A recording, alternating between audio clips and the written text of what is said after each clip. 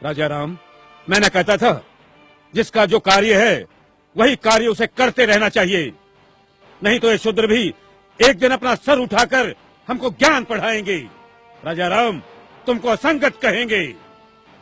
शंभुक, तुमने धर्म की मर्यादा का उल्लंघन किया है। मैंने किसी धर्म की मर्यादा का उल्लंघन नहीं किया है। मैं एक ही धर्म को मानता हूं, वो धर्म है प्रकृति का धर्म, और उसके अनुसार सभी मानव समान हैं। न कोई ब्राह्मण है, न कोई शूद्र है। देखो देखो इसकी जीवा कैसी लपलपा रही है। भविष्य में शास्त्र धर्म की शिक्षा देकर तुम राजा राम को ही आह्वान दोगे। ऋषि, हमें किसी राजसत्ता और वैभव की लालसा नहीं है। हमें तो सिर्फ एक मानव जैसा जीवन व्यतीत करना है। और फिर बस समाप्त करो तुम्हारे वचन। 2 अक्षर क्या पढ़ लिए, हमें ही ज्ञान की भाषा सिखाने लगे।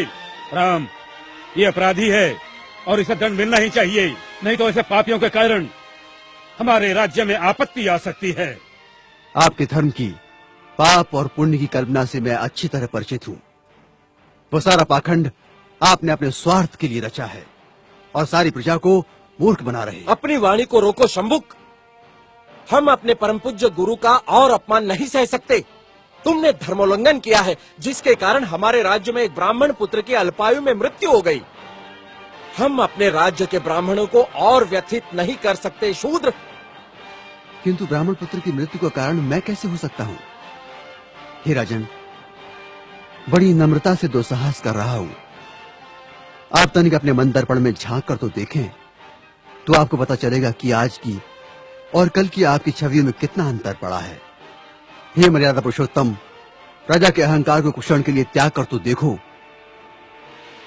मुझे स्वप्न में भी आशा नहीं थी कि देवताओं के मान्यवर दशरथ पुत्र राम का इतना नैतिक पतन हो जाएगा।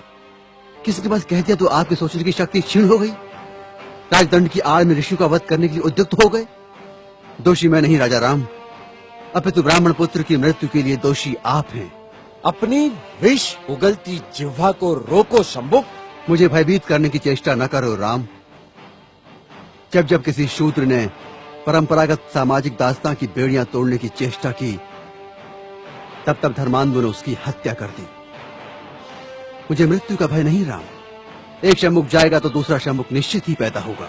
शंभुक, मैं राम, स्वाभिमान और स्वतंत्रता का लघु जीवन भी दास्ता और अपमान से भरे दीर्घायु से कई गुना सुखकर है। अब यदि एक भी शब्द तुम्हारे मुख से और निकला तो मैं सत्य हूँ और सत्य की कभी मृत्यु नहीं होती।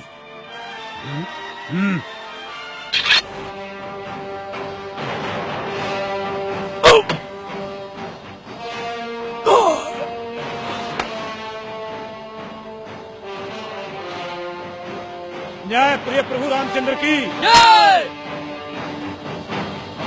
न्याय प्रिय प्रभु रामचंद्र की जय।